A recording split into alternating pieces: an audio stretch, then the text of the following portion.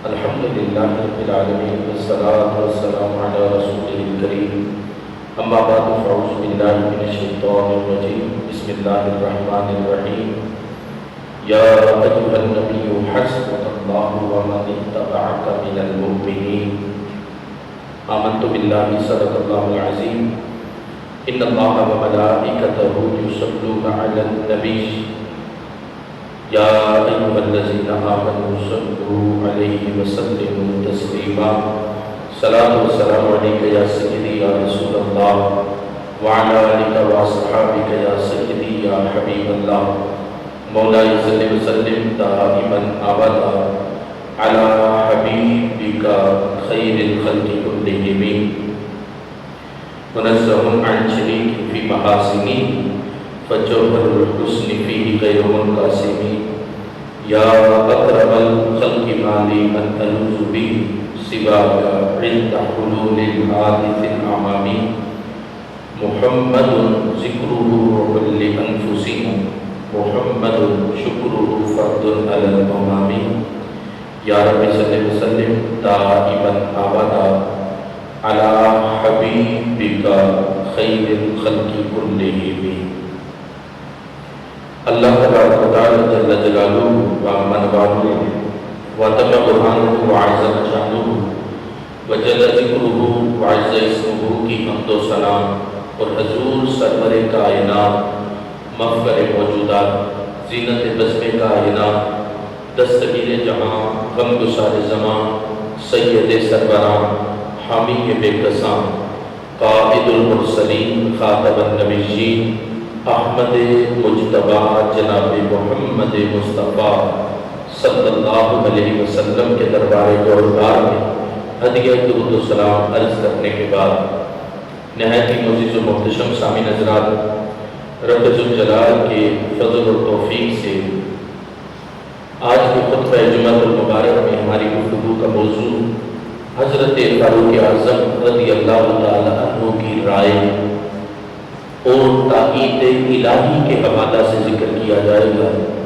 رب ذوالجلال ہم سب کو قرآن و سنت کے نور کی سمجھ عطا فرمائے اور اس کے ابلاغ و تبلیغ کی اللہ ہمیں توفیق عطا فرمائے۔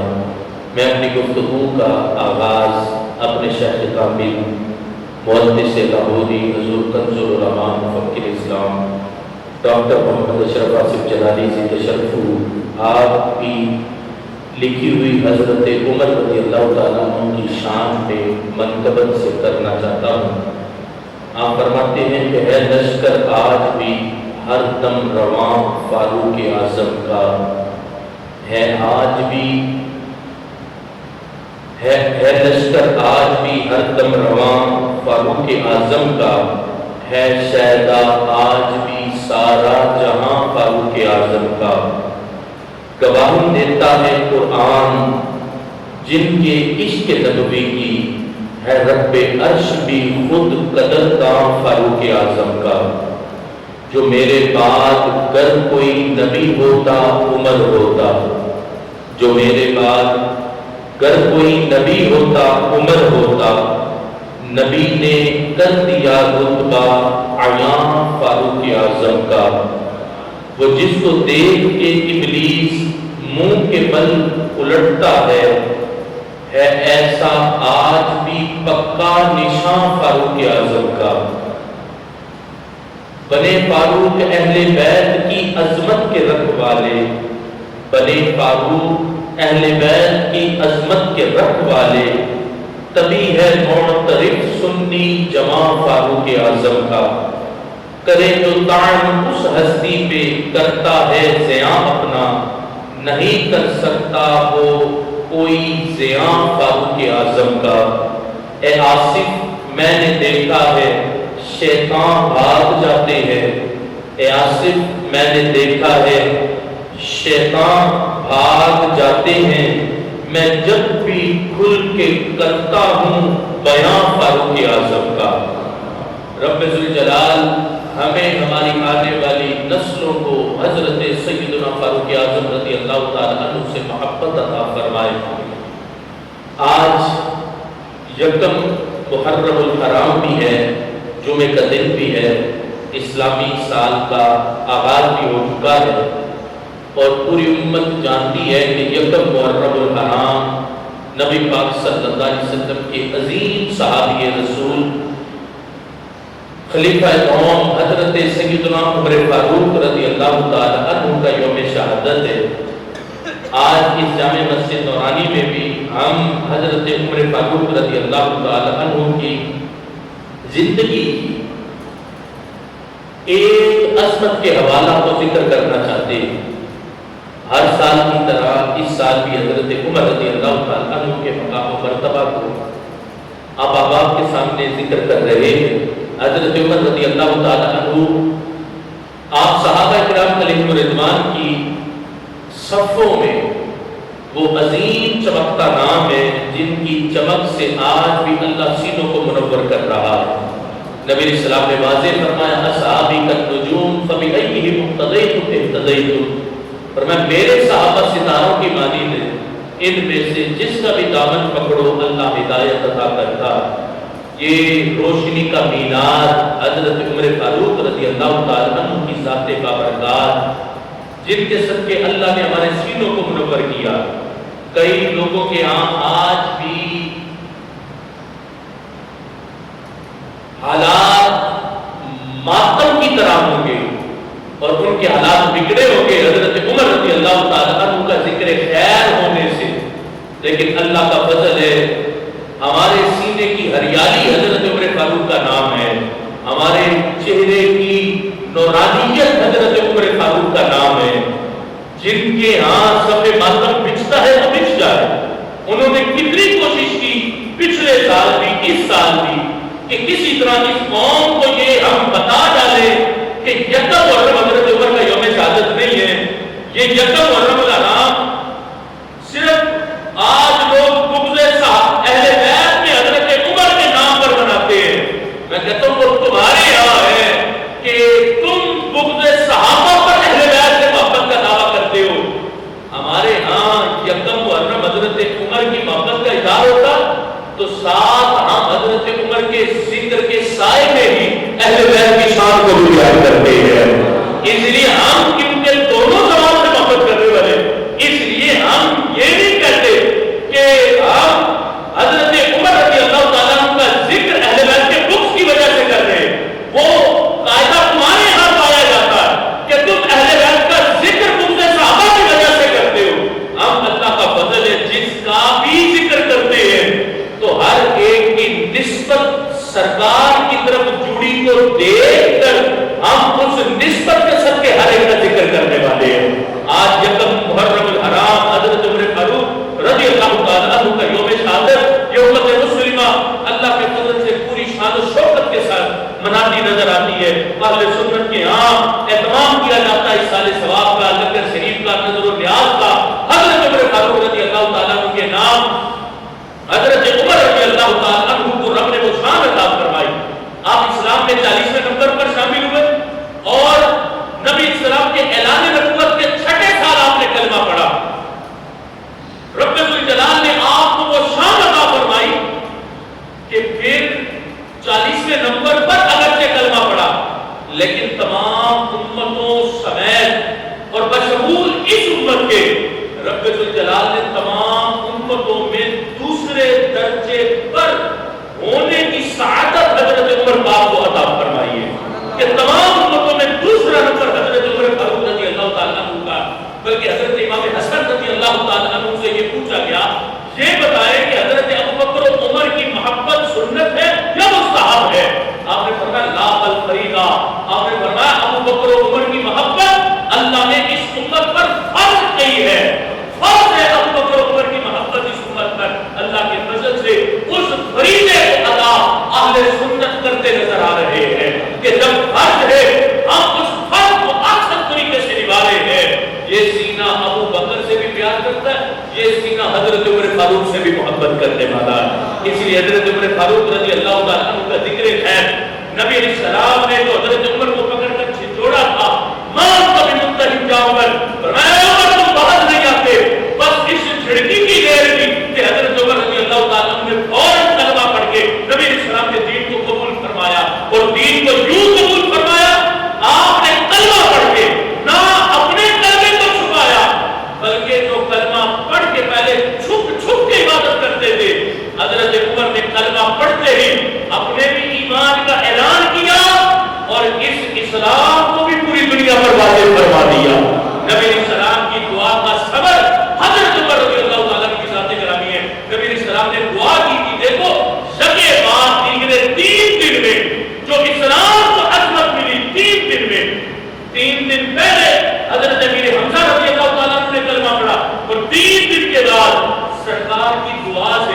یا اللہ یا عمر دے دے یا عمر دے دے، دونوں میں سے ایک دے دے۔ تو سرکار کی یہ دعا حضرت عمر کے حق میں قبول ہوئی اور اللہ نے حضرت عمر کو کلمے کی دولت عطا فرمائی۔ پھر کلمے کی دولت جب آپ کو نصیب ہوئی، زمینوں پر بھی خوشی تھی، آسمانوں میں بھی خوشی تھی کہ آج اسلام کی صفوں میں حضرت عمر شامل ہو گئے ہیں۔ عمر جیسا شخص آج اسلام کی صف میں شامل ہو گیا۔ حضرت عمر کی وہ شان ہے کہ جن کی وجہ سے اللہ نے اسلام کو عزت عطا فرمائی ہے۔ اسلام کو عزت حضرت عمر کا رضی اللہ تعالی عنہ کی وجہ سے رب الجلال نے عطا فرمائی۔ اور پھر قرآن مجید فرقان حمید کی 21 آیات حضرت عمر کی رائے پر رب نے نازل فرمائی۔ 21 آیات، یہ ذہن میں رکھنا، قرآن میں احکام بھی ہیں اور قرآن میں پہلی امتوں کے قصص بھی ہیں۔ پہلی امتوں کے قصے بھی اللہ نے قرآن میں بیان فرمایا۔ حضرت یوسف کا قصہ ہے، حضرت یونس کا قصہ ہے، دیگر انبیاء کے قصص اللہ نے قرآن میں بیان فرمائے اور قرآن میں احکامات بھی ہیں۔ اب حضرت عمر کی رائے پر جو قرآن کی آیات کا نزول ہوا وہ قصص والی آیات نہیں ہے، وہ احکام والی آیات۔ یہ نہیں کہ حضرت عمر نے کسی قصے کو بیان کیا ہو اور رب نے پھر حضرت عمر کے اس قصے کو بیان کرنے پر قرآن میں پچھلی کسی امت کا کوئی قصہ بیان فرمایا ہو۔ قصص والی آیات نہیں، احکام والی آیات رب نے قرآن میں حضرت عمر کی رائے پر نازل فرمائی۔ احکام والی، اور ایک تو آیات نے 21 آیات ہے قرآن مجید فرقان حمید میں جو رب نے حضرت عمر کی رائے پر محمود کے سینے پر نازل فرمائی۔ اب خود سوچیں، جب یہ قرآن محمود کے سینے پہ اتر رہا تو قرآن اسی وقت تو لوح محفوظ پہ نہیں لکھا گیا، یہ تو کائنات کے بننے سے پہلے قلم نے لوح کی تختی پر سارا قرآن لکھ دیا۔ تو فیصلہ میرے رب نے تبھی فرما دیا کہ بعد میں ایک میرا عمر آئے گا، وہ یہ رائے پیش کرے گا، میں اس کی رائے پر قرآن کی اس آیت کو نازل فرماؤں گا۔ کتنا پیار ہے رب کو حضرت عمر رضی اللہ تعالی عنہ سے اور ان کی رائے سے کہ رب نے کب سے فیصلہ فرما دیا عمر آئے گا، کتنے ہزار سال کے بعد عمر آئے گا، پھر وہ یہ رائے پیش کرے گا میرے محبوب کو، پھر اس کی رائے پر میں قرآن کی اس آیت کو نازل فرماؤں گا۔ اس امت کے فلاح پر کو عمر کی رائے پر نازل فرماؤں گا۔ 21 آیات کا نزول حضرت عمر کی رائے پر ہونا، یہ شان ہے جو رب نے حضرت عمر کو عطا فرمائی ہے۔ اس بارے میں سیرت حلویہ کے اندر حضرت مولا علی رضی اللہ تعالیٰ عنہ کا فرمان بھی موجود ہے۔ حضرت مولا علی کہتے ہیں قرآن میں حضرت عمر کی رائے موجود ہے، قرآن میں حضرت عمر کی رائے موجود ہے کہ پیش کیا حضرت عمر نے اپنی رائے کو اور رب نے ویسا ہی حکم نازل فرما دیا۔ آج دیکھو نا، یہ جو ہماری مسجدوں میں آذانیں گونجتی ہیں، ان آذانوں کے پیچھے دیکھو رائے کس کی ہے۔ جب نبی علیہ السلام نے نماز کے لیے لوگوں کو اکٹھا کرنے پر صحابہ سے رائے لی تھی، کسی نے عرض کی یا رسول اللہ فلاں کام ہو جائے، کسی نے کہا فلاں طریقہ ہو جائے، فلاں طریقہ ہو جائے، لیکن یہ رائے حضرت عمر پاک نے پیش کی تھی کہ یا رسول اللہ ایک شخص کو منتخب فرما دیں، وہ کلمات پڑھے، اس کے پڑھنے پر پھر سارے لوگ نماز کے لیے اکٹھے ہو جائے۔ تو حضرت عمر کی رائے تھی کہ مؤذن بنایا جائے، وہ آذان دے، آذان کی آواز سنے تو سارے نماز کے لیے اکٹھے ہو جائے۔ آج مسجدوں کی آذانیں اس کے پیچھے رائے حضرت عمر فاروق کی ہے، جو رب کو بھی پسند آئی، رب کے حبیب کو بھی پسند آئی۔ تو قیامت تک کے لیے مؤذنین اور مسجدوں میں آذانوں کا نظام قائم کر دیا گیا۔ یہ آج ہماری مسجدوں کی آذانیں بھی حضرت عمر رضی اللہ تعالیٰ عنہ کی اس رائے کی برہنہ منت ہے۔ کہاں کہاں حضرت عمر کے احسانات کا آج ہم انکار کریں گے، کوئی انکار نہیں کر سکتا حضرت عمر کے احسانات کا۔ آپ نے اتنے احسان کیے اسلام پر، قیامت تک آنے والے ہر مسلمان پر، کہ آج ہمارا مسجد میں اکٹھا ہونا، یہ بھی رائے حضرت عمر فاروق رضی اللہ تعالیٰ عنہ کی ہے کہ آپ کی رائے پر مؤذن اذان دے اور اس کے کلمات پر پھر لوگ مسجد میں اکٹھے ہو جائے۔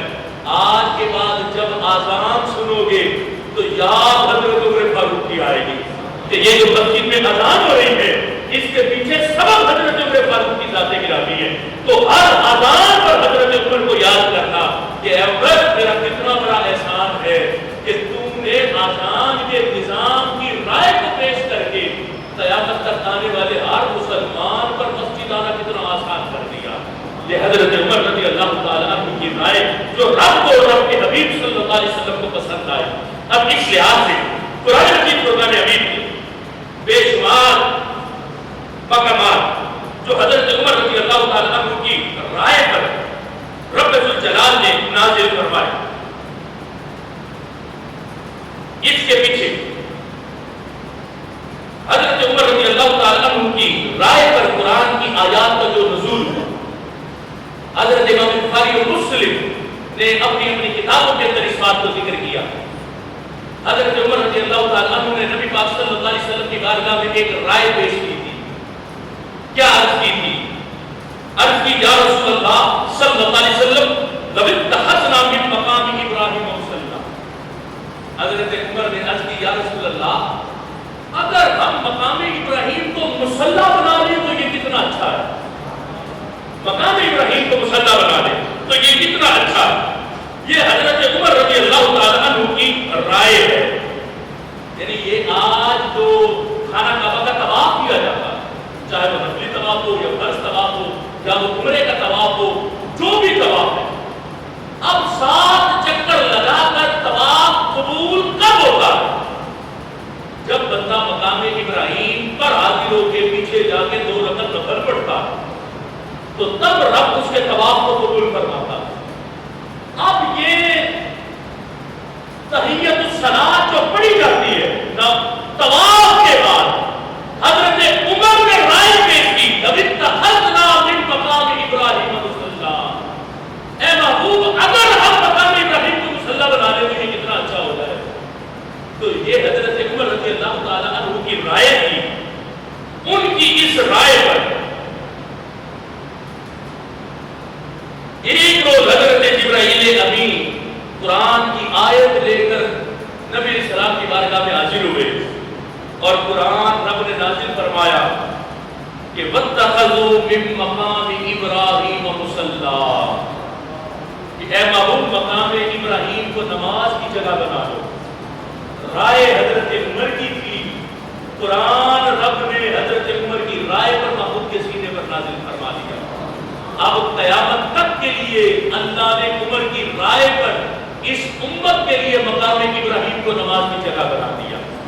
یہ جو 2 نفل پڑھنا ہے مقام ابراہیم پہ حاضر ہو کر پھر بعد میں 2 نفل پڑھنا یہ جو مصلی بنایا گیا مقام ابراہیم کو یہ قرآن کا حکم حضرت عمر کی رائے پر رب نے محبوب کے سینے پر نازل فرمایا کہ وَاتَّخَذُوا مِن مَّقَامِ إِبْرَاهِيمَ مُصَلًّى.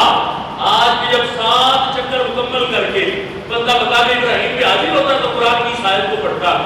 اب اس آیت کو بھی پڑھتا ہے اور حضرت عمر کو یاد بھی کرتا ہے کہ اے عمر تمہاری رائے رب کو پسند آئی ہے کہ تمہارے مشورے اور رائے پر اللہ نے مقام ابراہیم کو قیامت تک کے لیے اس امت کے لیے مصلی بنا دیا. یہ ہے شان حضرت عمر پاک رضی اللہ تعالی عنہ کی. نبی پاک صلی اللہ علیہ وسلم کی بارگاہ میں حضرت عمر فاروق رضی اللہ تعالی عنہ بے شمار مقامات پر اپنی رائے کو پیش کرتے رہے اور اس رائے پر رب ذوالجلال نبی پاک صلی اللہ علیہ وسلم کے سینہ انور پر قرآن مجید فرقان حمید کو نازل فرماتا رہا. قرآن میں سورہ نور میں واقعہ افک بھی موجود ہے. واقعہ بڑا مشہور واقعہ کہ نبی پاک صلی اللہ علیہ وسلم جب بھی غزوہ پر تشریف لے جاتے تھے تو اپنی ازواج کے درمیان قرعہ ڈالتے تھے. جس زوجہ کے نام کا قرعہ نکلتا تو وہ زوجہ نبی علیہ السلام کے ساتھ غزوہ پر تشریف لے جاتی.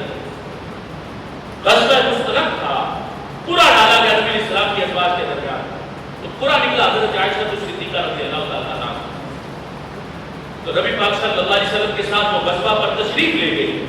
جب واپس آنے لگی تو لشکر نے ایک جگہ پر پڑاؤ ڈالا. حضرت عائشہ صدیقہ رضی اللہ تعالیٰ عنہا آپ اپنے کجاوے سے اتری اور قلعہ حاضر کے لیے تشریف لے گئی. واپس آنے میں تاخیر ہو گئی. وہ ساری بات موجود ہے کہ کیوں تاخیر ہوئی. وہ ہار گر گیا تھا، اس کو ڈھونڈنے لگی، واپس آنے میں تاخیر ہوئی تو جن لوگوں کی ڈیوٹی تھی انہوں نے کجاوا اٹھایا، سواری میں باندھا اور لشکر روانہ ہو گیا۔ حضرت عائشہ رضی اللہ تعالیٰ عنہا لشکر سے پیچھے رہ گئی۔ اب یہاں پر بھی کئی لوگوں نے اعتراض کیا کہ کجاوا اٹھانے والوں کو بھی پتہ نہیں تھا کہ کجاوا میں حضرت عائشہ رضی اللہ تعالیٰ عنہا ہے یا نہیں ہے۔ کجاوے کا وزن بڑھ جاتا ہے، محسوس ہوتا ہے کہ حضرت عائشہ ہے یا نہیں ہے، تو حضرت عائشہ رضی اللہ تعالیٰ عنہا نہیں کوئی بدن تھی، بڑی کمزور صحت تھی ان کی، تو محسوس ہی نہیں ہوا صحابہ کو کہ کجاوا میں حضرت عائشہ رضی اللہ تعالیٰ عنہا تشریف فرما ہے یا نہیں۔ کجاوا اٹھایا، باندھا اور سفر ہو گیا۔ نبی پاک صلی اللہ علیہ وسلم واپسی کے لیے روانہ ہو گئے۔ حضرت عائشہ جب واپس تشریف لائے تو سارا لشکر روانہ ہو چکا تھا۔ حضرت عائشہ رضی اللہ تعالیٰ عنہ نے وہیں پر انتظار کیا کہ آخر واپس یہیں پر آئیں گے لازمی ڈھونڈتے ہوئے، تو میں یہیں انتظار کرتی ہوں۔ تو لشکر کے پیچھے ایک صحابی حضرت صفوان رضی اللہ تعالیٰ عنہ کی ڈیوٹی تھی کہ آپ نے پیچھے پیچھے آنا تاکہ کسی کا کوئی سامان رہ جائے تو وہ سامان آپ نے اکٹھا کر کے مدینہ شریف تک لے کر آنا۔ اب جب چلے تو حضرت صفوان جب وہاں پہنچے انہوں نے دیکھا کہ ان کی امی جان، یہ ذہن میں رکھنا، انہوں نے دیکھا کہ ان کی امی جان حضرت عائشہ رضی اللہ تعالیٰ عنہا لشکر سے پیچھے رہ گئی۔ آپ نے ان کو سواری پر بٹھایا اور فوراً روانہ ہو گئے۔ آگے جو لشکر جا رہا تھا اس میں حضرت صفوان رضی اللہ تعالیٰ عنہ نے حضرت عائشہ رضی اللہ تعالیٰ عنہا کو شامل کر دیا۔ اب یہ جو موقع تھا، منافقین تو پہلے تیار بیٹھے تھے، عبداللہ بن ابی ابن سلول نے اس موقع کو ہاتھ سے جانے نہیں دیا۔ اس نے فوراً حضرت عائشہ رضی اللہ تعالیٰ عنہ پر بہتان لگا دیا۔ حضرت عائشہ پر بہتان لگا، اب نبی پاک صلی اللہ علیہ وسلم پریشان ہوئے، آپ کی محبوبہ زوجہ پر بہتان لگا دیا۔ نبی علیہ السلام نے صحابہ کو اکٹھا کیا، بڑی توجہ رکھنا، نبی علیہ السلام نے صحابہ کو اکٹھا کیا، مشورہ کیا کہ میری زوجہ حضرت عائشہ رضی اللہ تعالیٰ عنہ پر بہتان لگایا گیا ہے، کیا رائے ہے تمہاری، کیا کرنا چاہیے؟ سب صحابہ نے اپنی اپنی رائے کو پیش کیا۔ اس موقع پر حضرت عمر رضی اللہ تعالیٰ عنہ بولے، عرض کی یا رسول اللہ آپ یہ فرمائیں، آپ نے حضرت عائشہ سے نکاح اپنی مرضی پر کیا تھا؟ نبی علیہ السلام نے فرمایا نہیں عمر، میں نے تو رب کے حکم پر کیا تھا۔ تو حضرت عمر کہنے لگے، عرض کرتے یا رسول اللہ جب آپ نے حضرت عائشہ سے نکاح رب کے حکم پر کیا تو وہ رب کبھی بھی آپ کو ایسی عورت سے نکاح کا حکم نہیں دے سکتا جس میں ہے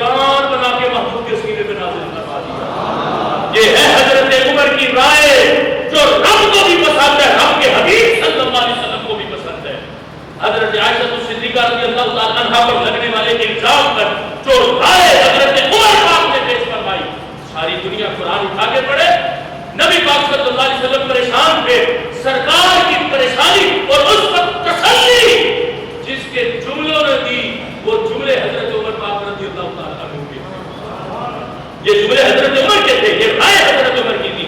آپ نے فرمایا آزا بہتان نصیب، یا رسول اللہ بہتان لگانے والے بہتان لگا رہے ہیں، آپ کی زوجہ پاکیزہ ہے، جب رب نے حکم دیا تو رب کیسے حکم لے سکتا ہے کسی ایسا عورت کو آپ کے نکاح میں لانے کا؟ رب پاکیزہ ہے، رب پاک ہے، وہ آپ کے نکاح میں بھی پاکیزہ عورتوں کو نکاح کرنے کا حکم پیش کروائے گا۔ اب یہ رائے حضرت عمر کی تھی اور ایک مہینہ گزرا پورا، ایک مہینہ پورا کس مسئلے پر؟ کسی مسئلے پر ایک مہینہ پورا۔ حضرت عائشہ رضی اللہ تعالیٰ عنہ جب غزوہ سے واپس آئی اب بیمار ہو گئی، نبی علیہ السلام حضرت عائشہ کی طرف توجہ نہیں فرماتے تھے جیسے پہلے توجہ فرماتے تھے۔ حضرت عائشہ اپنے ابا جی کے گھر چلی گئی، حضرت صدیق اکبر کے گھر۔ جب آپ صحت مند ہوئی آپ کو خبر ہی نہیں تھی کہ مجھ پر بہتان لگایا گیا، مجھ پہ الزام لگا۔ مہینے بعد جب آپ صحت مند ہوئی تو پتا چلا کہ مجھ پہ الزام لگا ہوا۔ حضرت عائشہ روتی تھی، سرکار عالم صلی اللہ علیہ وسلم حضرت صدیق اکبر کے گھر آئے پوچھنے کے لیے، شریعت تقاضوں کے مطابق آپ نے پوچھا۔ حضرت عائشہ رضی اللہ تعالیٰ عنہا رونے لگی، اپنی امی جان سے کہا آپ نبی علیہ السلام سے عرض کریں۔ آپ کی امی جان بھی کچھ نہ بول سکی تو حضرت عائشہ خود بولی، عرض کی یا رسول اللہ میں پاکیزہ ہوں، میرا رب میری پاکیزگی پر آپ پر وحی نازل فرمائے گا۔ حضرت عائشہ رضی اللہ تعالیٰ عنہ نے یہ اپنی پاکیزگی پر جملے بولے، لیکن مراد غیر قرآن والی وحی تھی، غیر قرآن والی وحی، یعنی یہ سرکار کا فرمان بھی رب کی وحی ہے، لیکن غیر قرآن والی وحی حضرت عائشہ کی مراد تھی کہ رب میری پاکیزگی پر آپ پر وحی نازل فرمائے گا، غیر قرآن والی وحی نہیں۔ وہی حضرت صدیق اکبر کے گھر ہی بیٹھے تھے سرکار، اور حضرت عائشہ زار قطار ہو رہی تھی کہ وہی بیٹھے بیٹھے نبی علیہ السلام کی پیشانی پر پسینہ آنے لگا، اور اللہ نے حضرت جبرائیل امین کو وہی بھیجا، سرکار کے لیے تکیہ رکھا گیا، نبی علیہ السلام کچھ دیر کے لیے علیحدہ جدا ہو گئے، اور جب اس حالت سے نبی علیہ السلام واپس تشریف لائے، حضرت عائشہ کہتی سرکار کی پیشانی پر وحی کے قطرے پسینے کے قطرے موتیوں کی طرح چمک رہے تھے، رب نے وحی بھیجی تھی محبوب کے سینے پر، تو اس وحی میں سورہ نور کی 16 آیات پورے 2 رکوع رب نے اپنے محبوب کی محبوبہ زوجہ حضرت عائشہ کی پاکیزگی پر نازل فرما دیے ہوئے۔ رائے کس کی تھی؟ حضرت عمر پاک، وہی جملے تو حضرت عمر نے بولے تھے، ہذا بہتان عظیم۔ اللہ نے فرمایا سبحان اللہ، ہذا بہتان، پاک ہے، یہ بہتان عظیم ہے، پاک ہے۔ حضرت عائشہ صدیقہ رضی اللہ تعالیٰ عنہا کی پاکیزگی پر رب نے 1-2 آیتیں نہیں، قرآن کے 2 رکوع نازل فرمائے، 16 آیتیں۔ آج بھی رافضیت کی گردن پر تلوار ہے رب کی یہ 16 آیتیں قرآن کی، قرآن کی یہ 2 رکوع ان کو آج بھی سمجھاتے ہیں کہ جس پاکیزہ محبوب کی محبوبہ زوجہ پر تم آج بھی تبرہ کرتے ہو، سوچو تو صحیح وہ کتنی پاک ہے، جن کی پاکیزگی پر میرے رب کا قرآن گواہی پیش کر رہا ہے۔ رب کے قرآن میں حضرت عائشہ کی پاکیزگی کی گواہی موجود ہے، جن پر آج بھی تم تبرہ کرو، تمہیں ہوش نہیں، تمہیں حیا نہیں ہے۔ شان حضرت فاطمہ کی بیان کرتے ہو اور ان کی امی جان، میں ذمہ داری سے کہتا ہوں، رب کعبہ کی قسم اٹھا کے کہتا ہوں کہ حضرت عائشہ حضرت فاطمہ کی بھی امی جان ہے۔ اگر کوئی بھونکے اور بولے کہ وہ حضرت خدیجہ کی بیٹی ہے، میں کہتا ہوں حضرت فاطمہ کیا مومنہ نہیں؟ حضرت فاطمہ الزہرا مومنہ ہے، اور قرآن کہتا ہے وہ بھی مومن مومنہ ہے، محبوب کی ازواج ان کی مائیں ہیں۔ تو جب حضرت فاطمہ مومنہ ہے تو حضرت عائشہ حضرت فاطمہ رضی اللہ تعالی عنہا کی بھی اپنی جان ہے۔ اب سوچو جو ماں پر تبرہ کرے وہ کتنا بے حیا انسان ہے، ماں پر تبرہ کرتا، بیٹی سے محبت کرتا۔ حضرت فاطمہ ایسی محبت کو قبول نہیں فرماتی۔ آج تم ذکر اہل بیت کا کرو گے اور تبرہ صحابہ پہ کرو گے، ذکر حضرت فاطمہ کا کرو گے، تبرہ حضرت عائشہ صدیقہ میں کرو گے، رب کعبہ کی قسم تمہاری ایسی محبت نہ رب کی بارگاہ میں قبول ہے، نہ سرکار کی بارگاہ میں قبول ہے، اور نہ اہل بیت ایسی محبت کو قبول کرواتے۔ محبت وہی قبول ہوتی ہے جو ابو بکر و عمر عثمان کی محبت کے زیر سایہ اہل بیت سے کی جاتی ہے تو رب بھی قبول فرماتا ہے، رب کے حبیب بھی قبول فرماتے. سوچو محبوب جن کے بارے میں فرمائے کہ میں جب حضرت عائشہ کے بستر پر ہوتا ہوں تو رب مجھ پر وحی نازل فرماتا. کسی اور زوجہ کے بستر پر رب کی وحی محبوب پر نہیں آتی، لیکن حضرت عائشہ رضی اللہ تعالیٰ عنہ کے گھر جب محبوب ہوتے تو رب حضرت نبی پاک صلی اللہ علیہ وسلم پر وحی کو نازل فرماتا. آج اس کائنات کے مومنوں کی ماں پر لوگ تبرہ کریں اور نام حب اہل بیت کا دیں. یاد رکھنا ہم کئی بار اداروں کو سمجھا چکے، ابھی محرم نہیں آیا تھا اور لوگوں نے اپنی زبانوں سے بدبختیوں کے جملے بولنے شروع کر دیے تھے. ہم کئی بار سمجھا رہے ہیں کہ یہ پاکستان ہر دور میں امن کا تقاضا کرتا آیا ہے.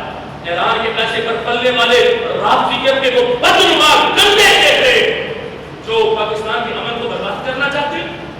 آج حب اہل بیت کی آڑ میں صحابہ کرام علیہ رضوان پر طعن و تشریح کرنا اور لعن کرنا.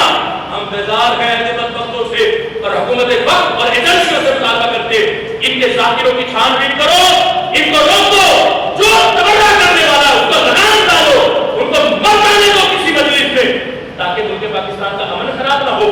ہم بے غیرت تو نہیں ہیں کہ ابو بکر کو گالی دی جائے اور ہم چپ کر کے بیٹھ کر مجلس تمہاری ہے، اجتماع تمہارا ہے، رکھتے تم ہو، بیٹھے تم ہو، لیکن یاد رکھنا تم اپنے گھر میں بیٹھ کر بھی ابو بکر کا تبرہ کرو گے. ہم اپنے گھر میں چین سے نہیں بیٹھیں گے، تم اپنے مجلس میں بیٹھ کے عمر کا عائشہ پاک کا تبرہ کرو اور ہم اپنی مسجدوں میں آرام سے بیٹھے نہیں بیٹھیں گے. چین تب پائے گا یہ پاکستان جب یہاں صحابہ کی عصمت میں بھی پہرا دیا جائے گا، اہل بیت کی عصمت میں بھی پہرا دیا جائے گا اور میرے محبوب کی ساری ازواج کی عصمت پر بھی پہرا دیا جائے گا. اسی لیے تب پاکستان امن کا دیوارہ بن سکتا ہے. چاہے کوئی ہو، نقلی ہو یا نقلی ہو، جو مرضی ہو، تمہیں زبانوں کو لگام دینا پڑے گی، ورنہ اللہ کے فضل سے ہم ابھی مرے نہیں ہیں، ہم زندہ ہیں. ہم صحابہ اہل بیت ازواج مطہرات کی عصمتوں پہ پہرا دینے والے ہم زندہ ہیں. آج حضرت عمر فاروق رضی اللہ تعالیٰ کا ذکر خیر کر کے دنیا کو بتا رہے ہیں کہ ہم وہ ہیں جو یکم محرم کو صحابہ کا ذکر کرتے ہیں تو 10 محرم کو اہل بیت کا ذکر کرتے ہیں. یعنی ہم سب کی محبتوں کے حامل سینہ رکھنے والے. یہ نہیں کہ اہل بیت کی محبت ہو تو صحابہ کا بغض ہو، صحابہ کا بغض ہو تو اہل بیت کی محبت ہو. ہم وہ بغضی سینے والے نہیں، اللہ کے فضل سے ہم کھلے سینے والے ہیں جو اپنے محبوب کی ہر نسبت سے محبت کرنے والے ہیں. حضرت عمر پاک رضی اللہ تعالی عنہ کی رائے پر قرآن کا نازل ہونا. آج دیکھو شریع مسئلہ کیا کہ دن میں روزہ ہوتا ہے رمضان اور رات کو روزہ کیا کھانے پینے اور جماع کرنے سے رکنے کا نام روزہ. یہی روزہ کھانا پینا اور جماع کرنا، عورت کے قریب جانا، اس سے رکنا، یہی روزہ ہے. اب پہلے اسلام میں روزے کے بعد رات کو بھی عورت کے قریب جانا منع تھا. رائے حضرت عمر نے پیش کروائی اور قیامت تک کے لیے اللہ نے قرآن میں حکم نازل فرما دیا کہ رات تمہارے لیے تمہاری زوجہ کے پاس جانا شریعت میں جائز قرار دیا گیا. اب یہ راتوں کو جو حالت رمضان میں، ماہ رمضان میں عورتوں کے پاس جاتے ہو، اس کے پیچھے آج بھی رائے حضرت عمر فاروق رضی اللہ تعالیٰ عنہ کہ حضرت عمر کی رائے پر رب نے اجازت فرمائی. یہ پردے کا جتنا نظام ہے، یہ سارے کا سارا نظام حضرت عمر کی رائے پر رب نے نازل فرمایا. حضرت عمر رضی اللہ تعالیٰ عنہ اپنے گھر میں تشریف فرما تھے. ایک غلام آپ کی اجازت کے بغیر آپ کے پاس پہنچ گیا. حضرت عمر کو یہ بات بڑی ناگوار تھی کہ غلام ہے میرے سے اجازت لیے بغیر میرے گھر میں داخل ہو گیا. حضرت عمر رضی اللہ تعالیٰ عنہ کو جب یہ اس کا عمل ناپسند آیا تو آپ نے اللہ تعالیٰ سے دعا کی، اے اللہ گھروں میں مردوں کا بغیر اجازت کے لیے داخل ہونا حرام کر دے. حضرت عمر نے دعا کی رب سے جب یہ عمل ناپسند آیا اس غلام کا تو آپ نے یہ دعا کی، تو چند دن گزرے تھے کہ نبی علیہ السلام کے سینے پر اللہ نے قرآن کی آیت کو نازل فرما دیا، یا ایھا الذین آمنوا لا تدخلوا بیوتا غیر بیوتکم حتی تستأنسوا وتسلموا علی اہلھا۔ یہ رب ذوالجلال نے محبوب کے سینے پر جو آیت نازل فرمائی، یہ پیچھے دعا اور رائے حضرت عمر پاک کی تھی۔ آج دیکھو نا ہمارے لیے شریعت کیا ہے کہ ہم اپنے گھر میں بھی جائیں تو پھر بھی دستک دے کے جائیں، اونچی آواز سے سلام کریں، احتیاط کے ساتھ جائیں، کہ جو گھر میں ہماری بیٹیاں ہیں، بہنیں ہیں، ہماری مائیں بیٹھی ہیں، وہ اپنے پردے کا اہتمام کر لیں، پھر ہم اپنے گھر میں داخل ہوں۔ یہ جو آج ہمارے لیے اپنے گھر میں داخل ہونے میں پردے کے اہتمام کا حکم ہے، یہ جو عزت بچی ہے بہنوں بیٹیوں ماں کی، یقین جانو اس کے پیچھے بھی سارا کردار حضرت عمر فاروق رضی اللہ تعالیٰ۔ کیا شان ہے حضرت عمر پاک، 21 آیات احکام والی حضرت عمر کی رائے پر رب نے نازل فرمائی، 21 آیات احکام والی، قصص والی نہیں، احکام والی حضرت عمر کی رائے پر رب ذوالجلال نے محبوب کے سینے میں نازل فرمائی۔ کتنا پیار ہے رب کو اور رب کے حبیب کو حضرت عمر پاک سے رضی اللہ تعالیٰ عنہ، بھئی جن کے بارے میں رب نے فرمایا، رب کے محبوب نے فرمایا کہ اگر میرے بعد کوئی نبی ہوتا تو وہ عمر ہوتے، یعنی جو کوالٹیز ہیں نبوت والی وہ حضرت عمر میں پائی جاتی ہے۔ لیکن حضرت عمر رضی اللہ تعالیٰ عنہ نے اس فرمان کو سن کر بھی کبھی خود کو نبی نہیں کہا، جب بھی فخر کیا تو اپنے محبوب کے غلام ہونے پر فخر کیا کہ میں غلام محمد ہوں، میں محبوب کا صحابی ہوں، محبوب کا خلیفہ ہوں۔ ان باتوں پر آپ نے فخر کیا، حالانکہ واضح طور پر نبی علیہ السلام نے نبی کے لفظ کہہ کر فرمایا کہ میرے بعد اگر کوئی نبی ہوتے، ادھر تو فرمایا تھا نا کہ تم اے علی حضرت ہارون کی مثل ہو میرے بعد، جو حضرت موسیٰ کے بعد حضرت ہارون ہے، ادھر نام نہیں لیا، لیکن بعد میں نبی علیہ السلام نے فرمایا کہ میں آخری ہوں، میرے بعد کوئی نبی نہیں۔ لیکن یہاں حضرت عمر کے بارے میں نبی علیہ السلام نے واضح نبی کے لفظ بھی بولے، فرمایا کہ اگر میرے بعد کوئی نبی ہوتا تو وہ عمر ہوتے، لیکن نہ حضرت عمر نے خود کو مانا اور نہ بولا، اور نہ اللہ کے فضل سے آج 1447 ہجری کا پہلا دن ہے کسی سنی نے حضرت عمر کو نبی مانا۔ کیوں؟ وہ بھائی ہم شریعت کے پابند ہیں، ہم نے کسی کی ذاتی حیثیت کو نہیں دیکھنا، ہم نے شریعت کو دیکھنا۔ تو شریعت جب کہہ گئی ہے کہ سرکار آخری ہے، ان کے بعد کوئی نہیں ہے، تو اللہ کے فضل سے ہم شریعت کے پابند ہیں۔ ہم بھی کہتے ہیں اب قیامت تو آ سکتی ہے، کوئی نبی نہیں آ سکتا۔ حضرت عمر پاک رضی اللہ تعالیٰ عنہ کی ساری شانیں ہیں، ساری شانیں۔ سرکار نے یہ بھی بیان فرمائی ہے، اگرچہ ہم نے سنی پڑھی اپنی آنکھوں سے بھی حدیث کی سند کو بھی دیکھا، لیکن پھر بھی ہم نے یہ نہیں مانا کہ حضرت عمر معاذ اللہ نبی۔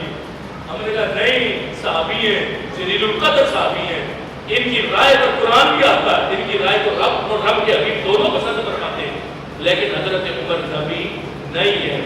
جب حضرت عمر کی نبوت کے بارے میں ہم آج بھی ذرا سے متذبذب نہیں، یقین رکھتے ہیں کہ حضرت عمر نبی نہیں غلام محمد ہے، تو ہم اہل بیت میں سے کسی کو کیسے معاذ اللہ نبی مان سکتے ہیں؟ جس طرح کہ آج کچھ لوگوں کے تقاضے، جس طرح وہ نقلی جو بنا ہوا ہے غیروں کا، وہ بکبک کرتا ہے کہ ہم سارے انبیاء سے حضرت علی کو افضل مانتے ہیں سوائے خاتم الانبیاء کے۔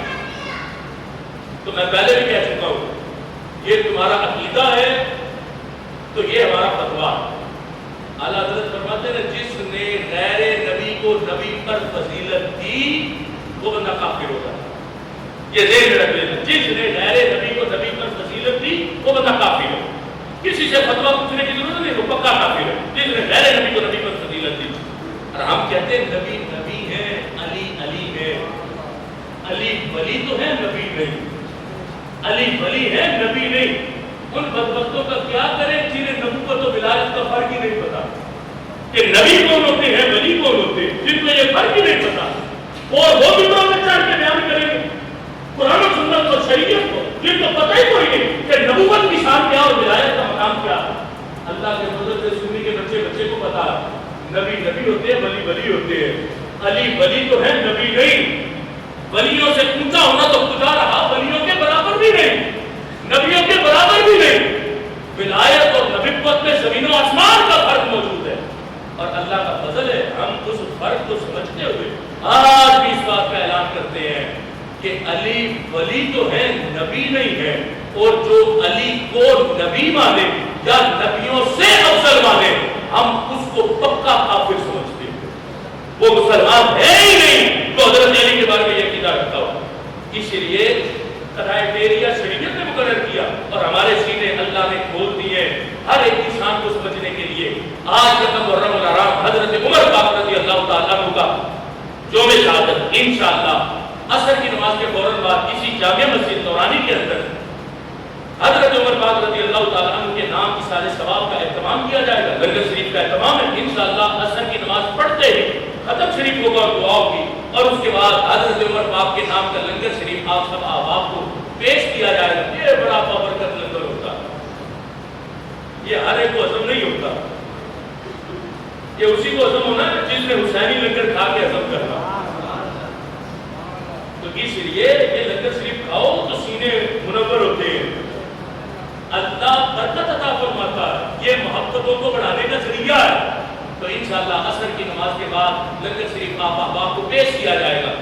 اور یہ ذہن میں رکھ لو, آج ختم محرم الحرام ہو گئی. محرم کے ان دنوں میں کسی کو دیکھ کر اپنے رنگ نہ بدل لینا, اپنا رنگ نہ بدل لینا. کئی لوگوں نے دیکھے دکھائے رنگ بدلے ہوتے کہ میں وہ فلاں آج یکم محرم کو کالے کپڑے پہنتا تو میں بھی کالے کپڑے پہنوں. ہم کون ہیں؟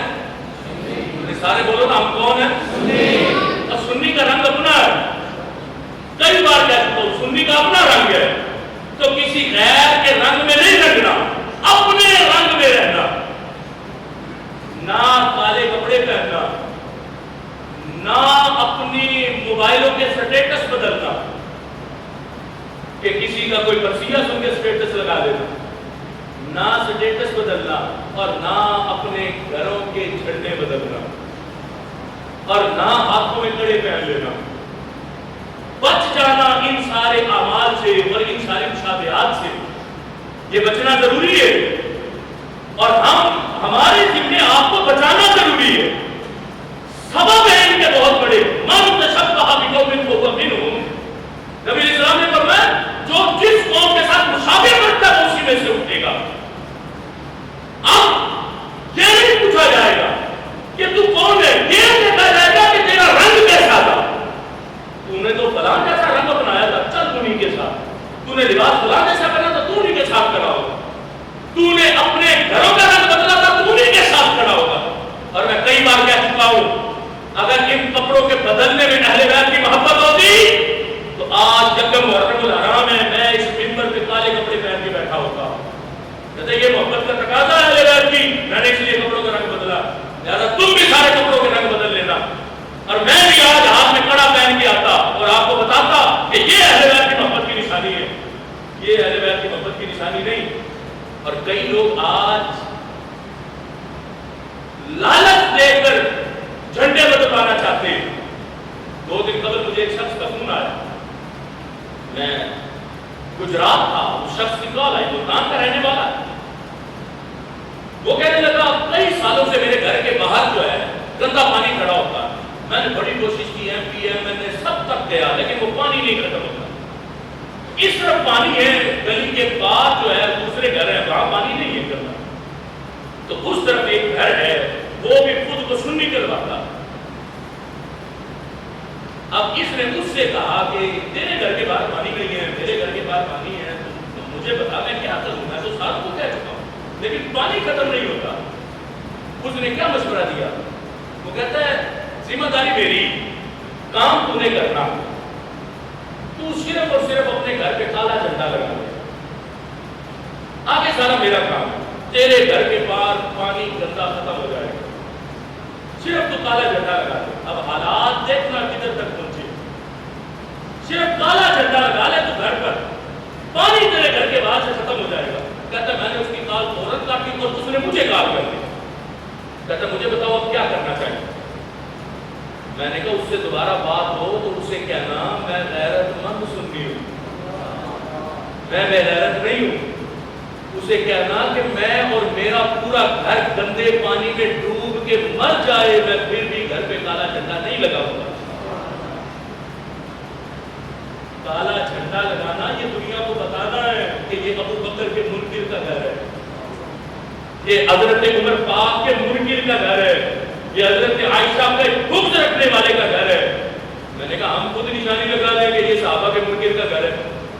یہ گندے پانی میں ڈوب کے بندہ مر جائے لیکن پھر بھی اپنا رنگ نہ بدلے. وہ کہتا تھا میں بھی سن رہی ہوں, تیری غیرت تجھے سلامت رہے, لیکن میں بے غیرت نہیں, میں پکا سنی. میں اپنے گھر کا جھنڈا نہیں بدلوں گا, میں اپنے گھر کا رنگ نہیں بدلوں گا. اب بھائی موت تو آنی ہے, کہیں ایسا نہ ہو موت اس حالت میں آ جائے کہ بندے کے گھر کا جھنڈا ہی بدلا ہوا, بندے کے اپنے رنگ ہی بدلے ہوئے, اپنے کپڑے ہی بدلے ہوئے. آج اگر ہم نے اپنے کپڑے بدلے,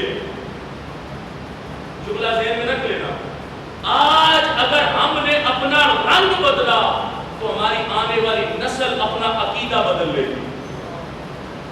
ہم تو صرف رنگ بدلیں گے نا, ہماری آنے والی نسل عقیدہ بدلے گی.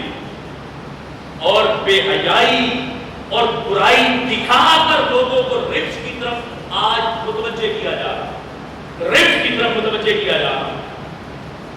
ایک جملہ اور بھی جس شخص کا خود سنا, آپ اس کا سنی ہے بھائی سنی, اب آگے آ کے وہ 50-50 ہو گیا. کہتا کیا تھا, کہتا پروٹوکول بڑھا دیتے ہیں. کہتا میں نے ادھر حرم گیٹ جا کے عورتوں کا ماتم دیکھا, بڑی چس آئی. اب اس بنیاد پہ لوگوں کو رافضیت کی طرف مائل کیا جا رہا. عورت پہلے ہی فتنہ, لیکن پھر اس کو ننگا کر کے دکھا کر رچ کی طرف مائل کرنا, کھانے کا لالچ دے کے, دولت کا لالچ دے کے, عورت کا لالچ دے کے. اور اللہ کے فضل سے ہم نے کسی کو لالچ دے کے سنی نہیں کیا, ہم نے سب کی محبتوں کا پیغام دے کے لوگوں کو پکا سنی بنایا ہے. ہم نے تمہیں یہ نہیں کہا کہ آؤ ہم تمہیں کھانے دیں گے, ہم تمہیں پروٹوکول دیں گے, فلا دیں گے, فلا دیں گے, کچھ بھی نہیں. محبتوں کے نام پہ سنی بنایا. اور اللہ کا فضل ہے, اس اجتماع میں کتنے بیٹھے, ذمہ داری سے کہہ رہا ہوں, اس اجتماع میں کتنے بیٹھے, درجنوں نہیں شاید سینکڑوں میں ان کی تعداد ہو, جو پہلے محرم میں کالے کپڑے بھی پہنتے تھے, مرثیے بھی سنتے تھے, مجلسوں میں بھی جاتے تھے, سارا کچھ کرتے تھے. لیکن یہ نورانی مسجد کے ممبر کی برکت ہے, میرا کمال نہیں, نورانی مسجد کے ممبر کی برکت ہے. آج سارا کچھ چھوڑ کر پکے سنی بن چکے ہیں. یہ ہے نا ہماری اصل حقیقت. اور جن کو سنی بنایا لالچ نہیں کیا, لالچ نہیں دیا کسی چیز کا. نہ ہمارے پاس بہنیں بیٹیاں اتنی فالتو ہیں کہ تمہیں اٹھا کے پیش کر دیں, تمہارے پاس فالتو ہے کہ فالتو طریقے سے جو پیدا ہوئی, اس لیے تمہارے پاس فالتو ہے, ہمارے پاس فالتو نہیں ہے. عزت دار ہے ہماری بہنیں بیٹیاں, اور جو عزت دار ہوتی ہیں ان سے عزت دار ہی پیدا ہوتے ہیں, اور جو گندگی سے پیدا ہو تو آگے صحابہ کے منکر ہی پیدا کرتی ہے. اس لیے اللہ کا فضل ہے اہل سنت و جماعت تم پر کہ اللہ نے ہمیں ان سب کی عزت کرنے والا بنا دیا. خوش قسمت ہو, فخر کیا کرو اپنے سنی ہونے پر. اس لیے ان دنوں میں اپنے آپ کو متذبذب نہ کر لینا. وعدہ کرتے ہو نا پکے سنی بن کے رہو, نہیں سارے سچے دل سے کرو نا. نہ کپڑوں کا رنگ بدلیں گے, نہ ہاتھوں میں کڑے پہنیں گے, نہ سٹیٹس لگائیں گے, کسی ذاکر کی تقریر نہیں سنیں گے, کسی غیر کی مجلس میں نہیں جائیں گے, اور کسی غیر کا لنگر بھی نہیں کھائیں گے. اور بھائی نوالے بھی بڑے اثر کرتے ہیں, پہلے سمجھا چکا ہوں, نوالے بھی بڑے اثر کرتے ہیں. اگر روٹی کا اثر نہ ہونا ہوتا تو سود والے کا ایک نوالے پر 40 دن نمازوں کی قبولیت کا حکم نہ آتا کہ جو سود کا ایک نوالا کھا لے 40 دن تک اس کی نماز قبول نہیں ہوتی. اتنا اثر کرتا ہے حکمہ, ایک نوالے پر 40 دن کی نمازیں نہیں قبول ہوتی. اس لیے روٹی بھی دیکھ کر کھایا کرو کہاں کی کھا رہے. اس لیے جب بھی کھاؤ تو سنی کے گھر کا کھاؤ، جب بھی کھاؤ تو سنی کا کھاؤ، تاکہ کوئی بدبختی ہمارے اندر پیدا ہو۔ یہی تو کھا کھا کے آج لوگوں نے اپنے حالات بدل لی، روٹی تو کھانی ہے، پیٹ تو بھرنا ہے، دوزخ لگی ہے، یہ بھرنی ہے۔ میں کہتا ہوں ایسی جگہ سے روٹی کھانے سے بندہ بھوکا مر جاتا تو یقین جانو کہ اس غیرت پر رب جنت عطا فرمائے۔ مرنے کا سبب بنے گا، پوچھے گا کیوں مرا تھا رب، کیا سبب بنا تیری موت کا، تو بتا تو پائے گا رب ایک طرف کھانا تھا وہاں کا جہاں تیرے محبوب کے جانوں کو گالی دی جا رہی تھی، تو دوسری طرف موت تھی، اے رب میں نے وہاں کا کھانا نہیں کھایا، موت کو سینے سے لگایا، تو یقین جانے کی اس غیرت پر میرا رب جنت عطا فرمائے۔ ہمیں پیار ہے، ہمارے دل چیر کے دیکھو، ہمیں دکھ کتنا ہوتا ہے جب کوئی شخص صحابہ کو بکتا، جب کوئی شخص کسی پر تبرہ کرتا، ہم سے پوچھو ہمارے دل کتنے چھلنی ہوتے، ہمیں چین نہیں آتا۔ وہ غیرت کا تقاضا ہمیں مجبور کرتا ہے کہ ہم تمہیں بھی سمجھائیں کہ اپنے اندر مسلک عقیدے کی غیرت پیدا کریں۔ ہمارا مقصد کسی سے جھگڑا کرنا نہیں ہے، تم جاؤ تو کرتے ہو کرو، لیکن ہمارا مقصد سننے کی اجتماع اور جامع مسجد نورانی میں آنے والوں کو سمجھانا۔